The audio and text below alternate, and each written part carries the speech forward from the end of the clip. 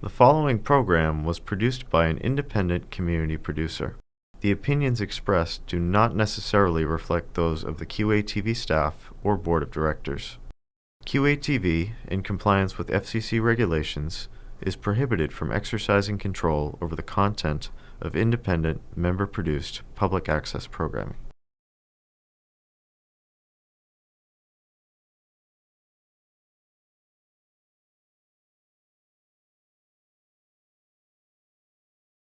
Hi, I'm Kathy Hogan.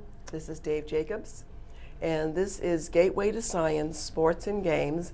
And this is an instructional video that we have designed for the South Shore Science Festival. And it's the part that I'm involved with is, as I said, Gateway to Science, Sports and Games. And it also gets into the science of sound and the science of light and science and stories. These are activities that we do at the Science Festival, and what we're going to do is show you how to use them. We're going to tell you first what the principles are that you're going to learn through these items, and then we'll demonstrate them later. So, moving along, we have some miscellaneous things here. First of all, we have these magnets, and everybody knows what magnets are. They make our fridge look nice. They do, right? Excuse the cough, please. I've had this cough for about a month and a half.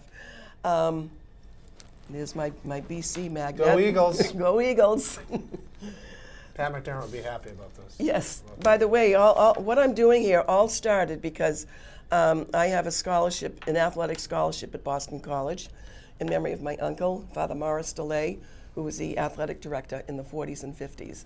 And when I started a scholarship in his memory in 1996, 100 years after he was born, I learned things about him and his role as athletic director that gave me these ideas about the connections between athletics and academics and between specifically sports and physics. And so what I do now is all really goes back to my uncle and so he's kind of the one that triggered your interest. He's my inspiration. Yeah. He really is. Yeah. And he was a wonderful, wonderful person. Magnets. You've got the magnets. Okay, why don't you do the magnets? I'm going to take this water out of the way. Okay. So you just want me to... Yeah. Let's hope I can get a little... Now, some of these magnets may have more magnetism than others.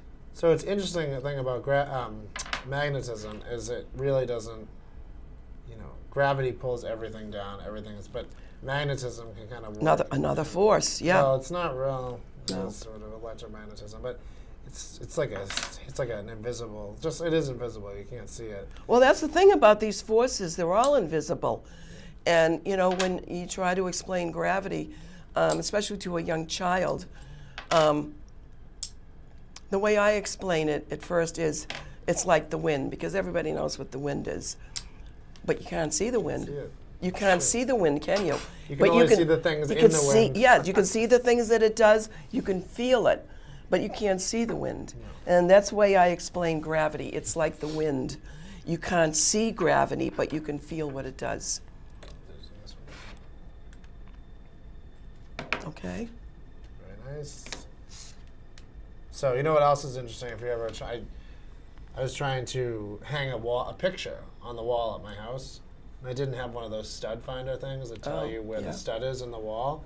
But the only thing is, your drywall or your plaster or whatever, the lathe behind it is screwed in, or the drywall is screwed in. So if you actually take a magnet and rub it along the wall, you can find where the screw is. Yeah. You can use a magnet. You don't need a stud finder. So. That's good to know. Yep. So. This is something I want to show you. This is, this is a jigsaw puzzle. I love to do jigsaw puzzles. My husband Frank and I do. And I think they are so much fun to do. They're challenging. I find them very relaxing, sometimes very exciting when you find a very elusive piece that you thought you'd never, and you find it, you say, aha, I found you. And it's a social activity to do with someone. I think it taps into different parts of the brain. And I think there are some parts of the brain that we don't tap into enough these days. And one of the things that I do offer at the Science Festival is a few jigsaw puzzles so that people can take a break out of all the busyness of the festival and just sit down and do something with it like this. All right, now the next thing I want to do, Dave, is I have this piece of paper here. I'm going to turn it around this way. Now, I've got these 3 objects on it. This is an old jar opener that used to belong to my grandmother back around 1900. Wow. And tube of toothpaste and an orange or a tangerine. Do you think I can pull that paper out and have them stay in the same position, stationary? I don't. You don't? No. Well, I think I can. I'll show you. Okay, so Dave is challenging me. He doesn't think I can do it. I did it yesterday. She did. But now Here I'm we looking go. at these objects and I'm thinking, no. Aha! Oh, I you did did it. I was looking at those objects and I was like, I don't know. Those are different objects than yesterday. When we used the car yesterday, yeah. So, what happened here? How did I do that? What science governs this? And it's called inertia. It's the first law of motion. Isaac Newton came up with the 3 laws of motion about how things work. And the first one is about inertia. It's the starting point. And it's about the tendency of things that are resting to want to stay at rest. And I think we can all relate to that. When you wake up in the morning, don't you want to just stay there? I do. I want to Yeah, stay right you there. do. Well, I feel like that's inertia on a very personal level. Sometimes then if you realize that you're late for something, you have motivation and you find out how fast you can move. But the tendency of things at rest is to stay that way until they come in contact with another force or another object. So if you do this right, these objects will stay there. And how do you do it right? You pull this paper, and it shouldn't have a hem on it. That's why a piece of paper like this works well.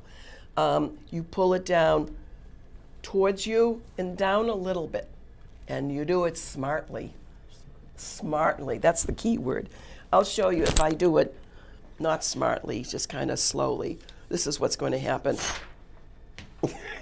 That was still pretty good. Yeah, it wasn't bad. That was still pretty good. It wasn't bad. So, and what I did then, I didn't do it right, and it put them into motion. And that's the other face of inertia. When something is in motion, it has a tendency to stay in motion. And I think you'll relate to that because, you know, when you're, especially if you're running and you have to slow down, you can force yourself to come to a sudden stop. Yeah. But your tendency is to keep moving until you slow down gradually. And that's the other face of inertia, the tendency of an object in motion to stay in motion. So we've looked at Isaac Newton's first law of motion here.